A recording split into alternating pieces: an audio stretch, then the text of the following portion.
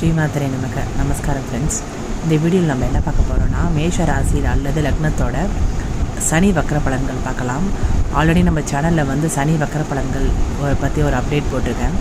ஒரு 138 நாள், கிட்டத்தட்ட ஒரு 140 நாள்னு வச்சுக்கோங்களேன். அத்தனை டேஸ் வந்து சனி வக்கரமாக இருப்பார். ஸோ போன சனி வக்கரத்தில் நீங்கள் என்னென்ன விஷயங்கள்லாம் ஸ்டார்ட் பண்ணிங்களோ அது எல்லாமே இந்த சனி வக்கரத்தில் நீங்கள் வந்து முடிச்சிடணும். அப்படி முடிக்கலைன்னா திருப்பி அது பெண்டிங் ஆகி அடுத்த சனி வக்கரத்துக்கு உங்களுக்கு கேரி ஓவர் ஆகிடும்.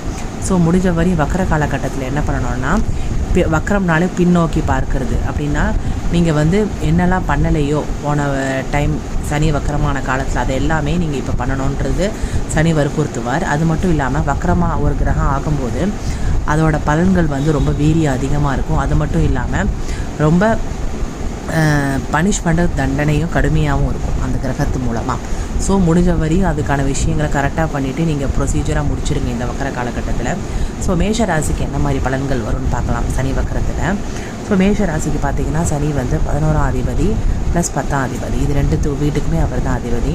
ஸோ அவர் வந்து இப்போ 12ஆம் வீட்டில் இருக்கிறதுனால ஸோ வந்து உங்களுக்கு இந்த காலகட்டத்தில் நிறைய மெடிக்கல் எக்ஸ்பென்சஸ், தூக்கமின்மை, அதே மாதிரி பார்த்திங்கன்னா நிறையா ட்ராவல் பண்ணியிருப்பீங்க, நிறையா ஸ்பிரிச்சுவல் பிளேசஸ்லாம் போயிருப்பீங்க. அதே மாதிரி வேலை பளு அதிகமாக இருக்கும், நிறைய பேருக்கு வேலை போயிருக்கும், அதே மாதிரி வேலை இடமாற்றம் இருந்திருக்கும். அது மாதிரி நிறைய வந்து உங்களுக்கு லாப நோக்கத்தோடு நீங்கள் இன்வெஸ்ட்மெண்ட் பண்ண மணிலாம் வந்து இந்த டைமில் வந்து லாஸ் ஆகிக்கிறதுக்கு வாய்ப்புகள் அதிகமாக இருந்திருக்கும்.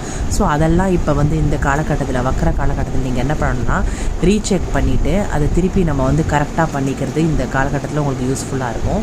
அதே மாதிரி நீங்கள் வந்து மெடிக்கல் இஷ்யூஸில் வந்து இப்போ ஃபார் எக்ஸாம்பிள் ஏதாவது ஒரு ட்ரீட்மெண்ட் எடுத்துகிட்டு இருக்கீங்கன்னா இந்த காலகட்டத்தில் நீங்கள் திருப்பி ரீசெக் பண்ணுங்கள்.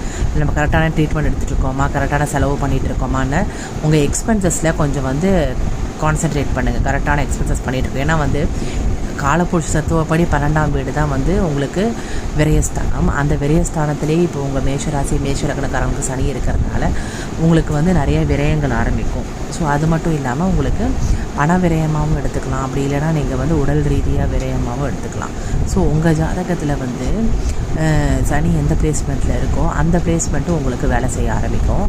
அதை தவிர வந்து உங்களுக்கு பார்வைகளும் வேலை செய்யும்.